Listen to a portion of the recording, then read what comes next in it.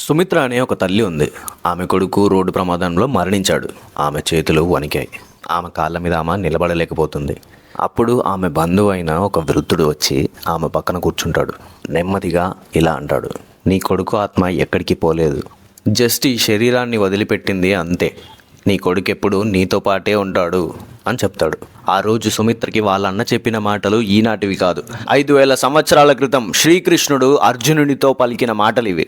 ఆ మాటలే మనం ఈరోజు ఎపిసోడ్ 2లో చదువుకుందాం. ఎపిసోడ్ 1లో అర్జునుడు రథంపై కూలిపోయాడు, మనసు విరిగిపోయింది, విల్లు పడిపోయింది. కానీ కృష్ణుడు నోరు తెరవలేదు. ఫర్ ద ఫస్ట్ టైం కృష్ణుడు నోరు తెరిచి మాట్లాడాడు. ఇది శ్రీమద్ భగవద్గీత 2వ అధ్యాయం సాంఖ్యయోగం. This is Vamsi Krishna. Welcome to my channel. బంధువుల మీద జాలి అనే ఆవేశంలో పడిపోయి కన్నీళ్లు కారుస్తూ దుఃఖిస్తూ ఉన్న అర్జునుడితో శ్రీకృష్ణుడు ఇలా అన్నాడు, ఓ అర్జున, ఇలాంటి గడ్డు పరిస్థితుల్లో నీకు ఈ విధమైన మనోమాలిన్యము ఎక్కడి నుంచి వచ్చింది, ఎందుకు వచ్చింది? ఎందుకు ఇలా అంటున్నానంటే, ఇలాంటి మానసిక మాలిన్యము శాస్త్రజ్ఞానం లేని వారికి మాత్రమే పట్టుకుంటుంది.